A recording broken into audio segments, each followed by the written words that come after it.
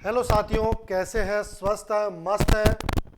इसी आशा और विश्वास के साथ एक और सेशन में मैं संदीप शर्मा, व्याख्याता वाणिज्य, सभी साथियों का हार्दिक स्वागत और अभिनंदन करता हूं।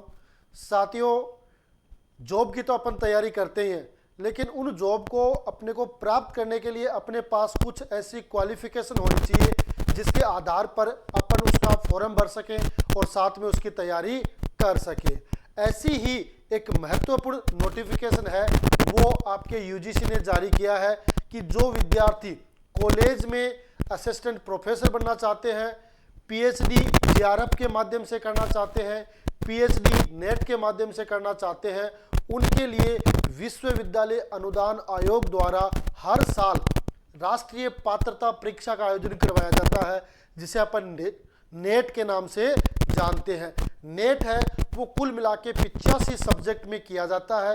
पहले तो ये था कि जो यूजीसी है वो प्रत्येक वर्ष 2 बार है वो नेट का आयोजन करती थी और उस समय ऑफलाइन मोड में एग्जाम होता था, यानी जून का अंतिम सप्ताह और दिसंबर का अंतिम सप्ताह है वो यूजीसी के लिए फिक्स था। वो इस सप्ताह में आपके नेट की परीक्षा का आयोजन ऑफलाइन करवाती थी। लेकिन वर्तमान परिप्रेक्ष्य में अपन सोचे तो वर्तमान में वो कई बार एक बार होती है, कई बार 2 बार भी हो जाती है, लेकिन ज़्यादातर ये होता है कि एक बार ही होती है। तो ये अपन इस परीक्षा को क्वालिफाइड करना चाहते हैं तो अपने को सबसे पहले फॉर्म भरना पड़ेगा। इसमें आपकी किसी प्रकार की जॉब नहीं होगी, सिर्फ आप ये क्वालिफाइड करोगे और इससे रिलेटेड जो भी जॉब्स हैं जिसमें आप कॉलेज लेक्चरर है, यूनिवर्सिटी में आप प्रोफेसर बनना चाहते हो, पीएचडी करना चाहते हो, जेआरएफ के माध्यम से पीएचडी करना चाहते हो, तो वो चीज़ आपकी सारी नेट के माध्यम से होगी, है ना। जिस प्रकार आपकी नेट है वो राष्ट्रीय पात्रता परीक्षा है, वैसे ही सेट होती है राजस्थान स्टेट यानी राज्य पात्रता परीक्षा, है ना, वो भी आयोजित करवाई जाती है। लेकिन सेट में क्योंकि कई बार सेट में लंबा टाइम लग जाता है, 2 साल 5 साल 10 साल भी लग जाते हैं आयोजन में, लेकिन जो नेट है वो हर साल एक बार तो पक्की है, वो विश्वविद्यालय अनुदान आयोग द्वारा आयोजित की जाती है, जिसकी जो नोडल एजेंसी वो एनटीए नेशनल टेस्टिंग एजेंसी है, उसके माध्यम से ये परीक्षा है वो कंप्यूटर बेस है वो करवाई जाती है। ये लगभग सारे विद्यार्थी जानते हैं, लेकिन फिर भी जिन्होंने हाल फिलहाल में पीजी किया है, क्योंकि इसका जो योग्यता है वो आपके पास पीजी होनी चाहिए, तो वो तमाम डिटेल से अपन चर्चा करेंगे कि किस तरीके से आपको फॉर्म भरना है ना, कैसे आपको अप्लाई करना है और साथ में आप किस किस के लिए आप पात्र बन सकते हो, तो उस पर अपन चर्चा करेंगे। ठीक है, स्टार्ट करें आज का इस सेशन। तो आज के इस सेशन को अपन स्टार्ट कर रहे हैं। देखो, ये आपका यूजीसी जो नेट है उसके द्वारा जो आपकी राष्ट्रीय पात्रता परीक्षा है ना, जो आपकी कौन है, एनटीए है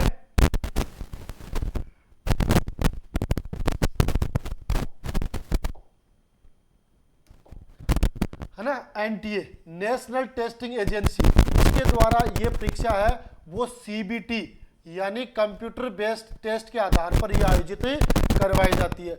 ये 19/11/2024 का उनका नोटिस है। किसने जारी किया है? एनटीए ने जारी किया है।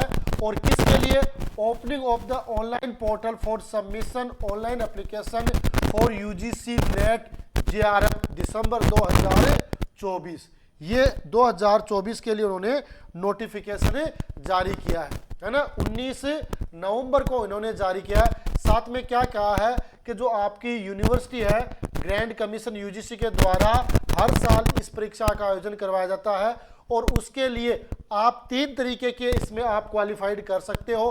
पहली आपको क्या मिलेगा? Awarded for junior research fellowship and appointment as assistant professor, है ना। आपको जेआरएफ मिलेगा। क्या मिलेगा?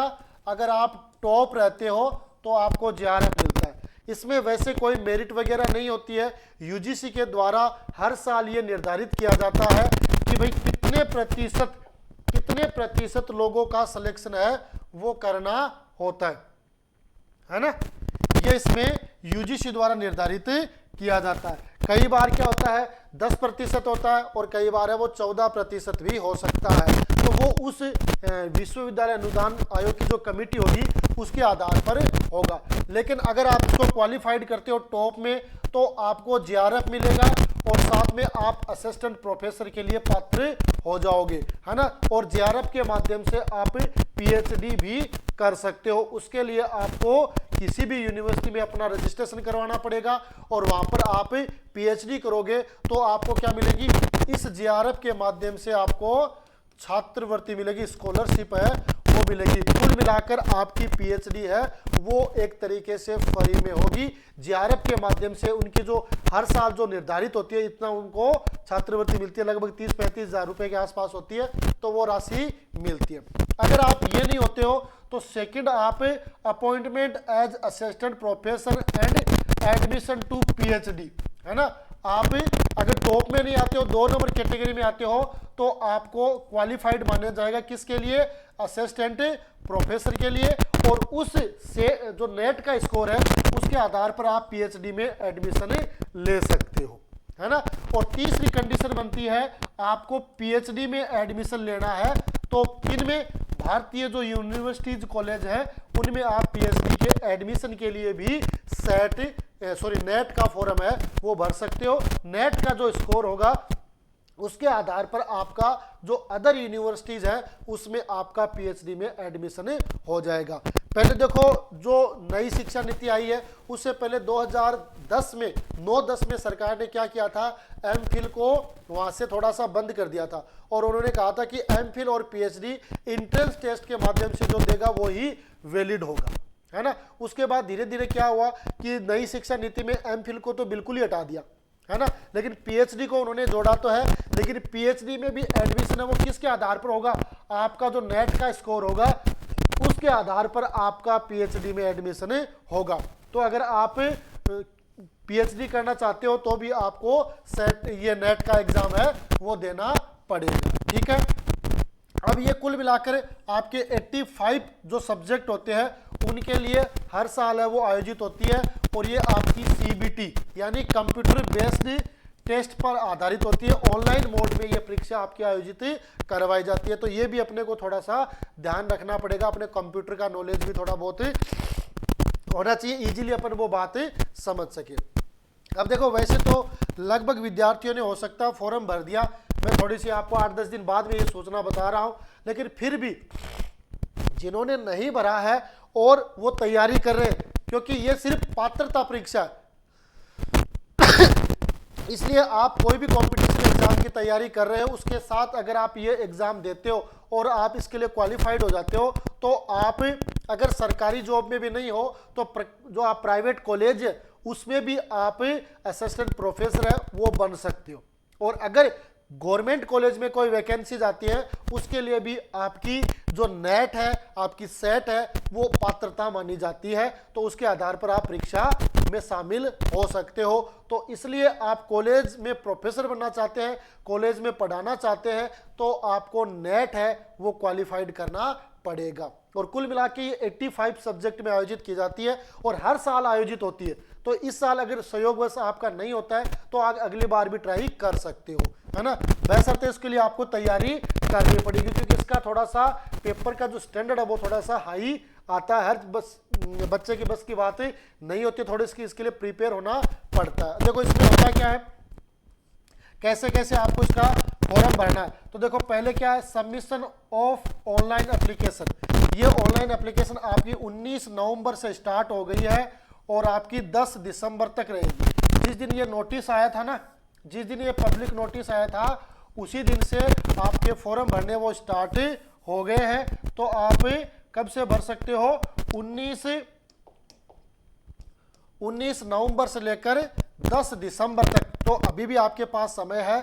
10 दिसंबर को रात्रि 11:50 तक ये फॉर्म आप भर सकते हो, है ना। तो अभी आप इसके पास आपके लिए पूरा मौका है, आप ये फॉर्म है वो भर सकते हो, है ना। दूसरा, last date for submission for examination fees, है ना। जो आपकी एग्जाम की फीस भरने की है वो आप online debit card, credit card, net banking, UPI से भर सकते हो। वो आपकी डेट होगी 11 दिसंबर 2024 रात्रि को 11:50 PM तक, है ना, 11 दिसंबर तक, है ना। अगले एक दिन में आप इसका पेमेंट कर सकते हो, यानी 11 दिसंबर तक आप इसका पेमेंट कर सकते हो। बाय द वे आपसे कोई गलती हो जाती है, आपने जल्दबाजी में कोई सब्जेक्ट में आपने कोई मिस्टेक कर दी है और कोई आपने त्रुटि कर दी है, तो आप उसमें करेक्शन कर सकते हो। तो उसमें ऑनलाइन एप्लीकेशन फॉर्म में आप करेक्शन करोगे तो वो होगा आपका 12 से 13 दिसंबर, रोजाना नहीं होगा, 2 ही दिन मिलेंगे आपको। 12 दिसंबर से लेकर 13 दिसंबर रात्रि 11:50 तक आप इसमें करेक्शन कर सकते हो, अगर कोई आपने गलती कर दी है तो। कोई गलती की है तो इस तरीके से उसमें सुधार कर सकते हो। ठीक है, आपकी एग्जाम सिटी यानी announcement of city of exam centre है ना, ये आपका उस समय आपका जो कॉल लेटर आएगा परीक्षा से पहले, उस समय आपकी पूरी डिटेल दी जाएगी। आपका जो एडमिट कार्ड है डाउनलोड कब करना है, एनटीए की वेबसाइट से डाउनलोड होगा, वो भी आपको क्या बता उसी समय बता दिया जाएगा, है ना। अब देखो date of examination, UGC NET की एग्जाम है वो लगभग फिक्स होती है ना।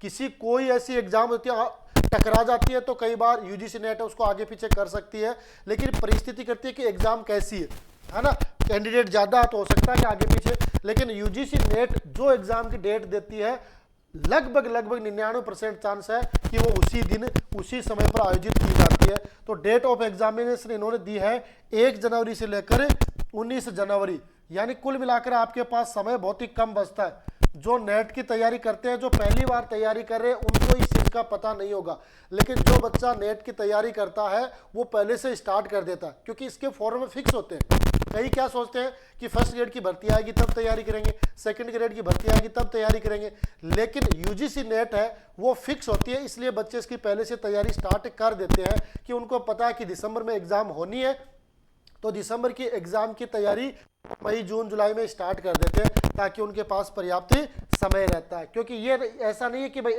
यूजीसी नेट की एग्जाम इस बार नहीं होगी, ऐसा उसमें नहीं होता है, लगभग उसका सब कुछ शेड्यूल है वो फिक्स होता है। तो 1 जनवरी से लेकर आपकी 19 जनवरी तक आपकी एग्जाम हो सकती है, डेट ये बताई गई है। इसमें आपकी कौन सी डेट आएगी, उसके लिए आप लगभग 25 दिसंबर के बाद है आप एनटीए की जो वेबसाइट है उस पर जाकर आप सर्च कर सकते हो कि भाई एडमिट कार्ड जारी हो गए या नहीं हुए। ठीक है, सेंटर डेट और शिफ्ट कौन सी पारी में होगा, क्या डेट होगी, क्या सेंटर होगी, ये आपकी उस वेबसाइट जो आपका कॉल लेटर होगा, परमिशन लेटर होगा, उस पर लिखा जाएगा। ठीक है, आपकी आंसर की है वो भी उसी समय आ जाएगी, है ना। आंसर की है वो आपको वेबसाइट पे मिल जाएगी, तमाम जितनी भी आंसर की है वो लगभग 8 से 10 दिन के भीतर है, उसकी आंसर की है वो अपलोड कर दी जाती है आपके पेपर की, आप उसमें देख सकते हो।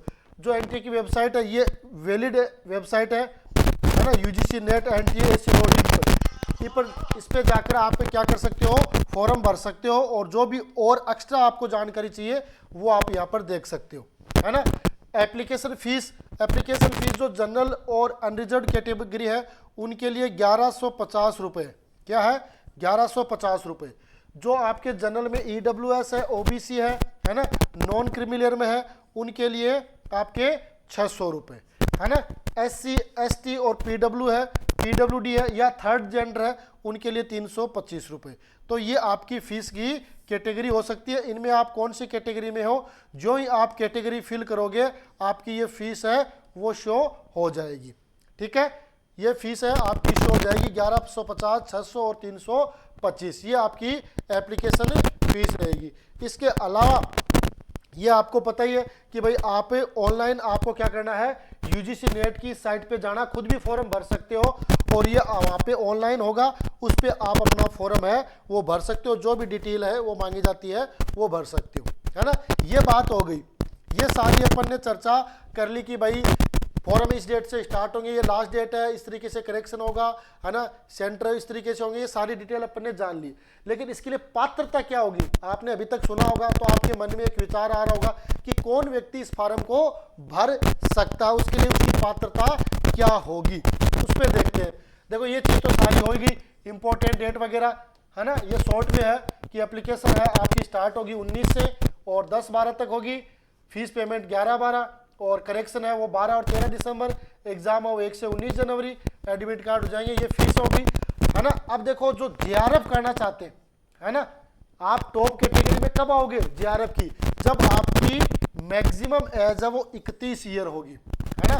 जेआरएफ के लिए आप जैसे आपकी उम्र 33 वर्ष है और आप टॉप आ गए तो आप जेआरएफ नहीं कर पाओगे, फिर आप उस नेट की जो पात्रता है यानी असिस्टेंट प्रोफेसर है उसके लिए ओनली असिस्टेंट प्रोफेसर के लिए आप क्वालिफाइड होगे। तो जेआरएफ के लिए 31 वर्ष है वो इसमें निर्धारित की गई, 31 वर्ष तक आप जेआरएफ के लिए क्वालिफाइड हो सकते हो। नेट के लिए कोई एज लिमिट नहीं है ना, और साथ में नेट जैसे आप 35 वर्ष है 36 वर्ष है तो भी आप क्वालिफाइड हो सकते हो, ठीक है। और साथ में जो एज रिलैक्सेशन है वो आपको एक्स्ट्रा दिया जाता है, एज ए आपकी जो भी कास्ट है उसके अकॉर्डिंग है, वो आपको 5 वर्ष है 3 वर्ष है 2 वर्ष उसके हिसाब से आपको अतिरिक्त दिया जाता है। अब इसके लिए आपकी जो क्वालिफिकेशन है वो क्या होगी, है ना, आपकी क्वालिफिकेशन क्या होगी, तो क्वालिफिकेशन के लिए आपको क्या चाहिए, PG post graduation in any stream या एनी सब्जेक्ट। आप पोस्ट ग्रेजुएशन होने चाहिए, अगर आप एमए है, आप एमकॉम है, आप एमकॉम है या कंप्यूटर से रिलेटेड है कोई तो एमबीए वगैरह। अब उसमें आपके कितने प्रतिशत अंक होने चाहिए, 55% अंक होने चाहिए। कितने प्रतिशत अंक होने चाहिए, 55% होने चाहिए आप मास्टर डिग्री में, है ना। अब एक चीज ये होती है कि आप पीजी के आप प्रीवियस में अपियर है, यानी पीजी के 2 वर्ष होते हैं ना, 2 वर्ष होते हैं पीजी के। अब हो सकता है आप पहले वर्ष में है ना, तो आप वो फॉर्म में भर सकते हैं, जो अपियर है वो भी फॉर्म में भर सकते हैं, यानी फर्स्ट ईयर पीजी का पहला साल है और आप फॉर्म भरना चाहते हैं, अपियर है तो कोई दिक्कत नहीं, आप फॉर्म में भर सकते हैं, है ना, ठीक है। लेकिन उसमें आपके फर्स्ट ईयर में भी कितने प्रतिशत होने चाहिए, 55% होने चाहिए। साथ में आजकल एक इंटीग्रेटेड कोर्स चालू हो गया है, इस वजह से आपको 4 वर्षीय अगर बैचलर डिग्री है ना, तो वो भी आप इसके लिए पात्र होंगे। अगर आपके पास 4 वर्षीय है ना बैचलर डिग्री है तो भी आप इसमें पात्र होंगे। 4 वर्षीय जो इंटीग्रेटेड आपने चाहे बीए कर रखा, चाहे बीकॉम कर रखा, चाहे आपने कर रखा है और कोई भी, तो भी आप इसके लिए पात्र होंगे। तो ये महत्वपूर्ण इससे रिलेटेड है, तो ज़्यादा इसमें ऐसा नहीं है कि भाई ये नहीं भर सकता वो नहीं भर सकता, बशर्ते आप पीजी होनी चाहिए, और अगर पीजी नहीं है तो आपके पास 4 वर्षीय जो बैचलर डिग्री का कोर्स है उसका सर्टिफिकेट डिप्लोमा डिग्री है वो आपके पास होना चाहिए। ये अगर होता है तो आप निश्चित रूप से इस एग्जाम के लिए क्वालिफाइड होते हैं। तो मेरे हिसाब से एक महत्वपूर्ण एग्जाम है उन विद्यार्थियों के लिए जो पीएचडी करना चाहते हैं, है ना, जो कॉलेज इंस्टीट्यूट में जाना चाहते हैं, उनके लिए एक बढ़िया अपॉर्चुनिटी है। एग्जाम तो हर बार होती है, लेकिन आपको प्रयास करना है कि आप इसको पहली बार में ही क्वालिफाइड कर दें, और पहली बार में आप क्वालिफाइड कर देते हैं तो निकट भविष्य में कोई भी एग्जाम आती है, चाहे वो कॉलेज से रिलेटेड हो, चाहे यूनिवर्सिटी से रिलेटेड हो, या आउट ऑफ स्टेट यानी राजस्थान से बाहर भी कोई यूनिवर्सिटी या कॉलेज में कोई भर्ती है तो वहां आप शामिल हो सकते हैं, ठीक है। तो ये एक छोटी सी जानकारी जो मैंने जरूरी समझी कि भाई आपके साथ शेयर कर ली जाए, ताकि जिन विद्यार्थियों ने अभी तक नेट का फॉर्म नहीं भरा है, क्योंकि अभी भी आपके पास समय है, आप निश्चित रूप से इस फॉर्म को भर सकते हैं। साथ में आप फर्स्ट ग्रेड की तैयारी कर रहे हैं तो फर्स्ट ग्रेड की तैयारी के साथ आपका हो सकता है यूजीसी नेट का एग्जाम भी क्लियर हो जाए, तो एक बढ़िया ऑफर है, एक बढ़िया काम आपके लिए हो सकता है, ठीक है। आज का सेशन है वो आपको कैसा लगा ये जरूर आप कमेंट करके बताएं। साथ में अगर आपको ये चीज़ बढ़िया लगती है तो ये वीडियो को अपने साथियों के साथ शेयर कर देना, और वीडियो को लाइक कर लेना, अपने चैनल को सब्सक्राइब कर लेना, ताकि हम आपके लिए और भी शानदार और मोटिवेशनल जो क्लासेज है, इंफॉर्मेशन है, वो आपको उपलब्ध करवा सकें।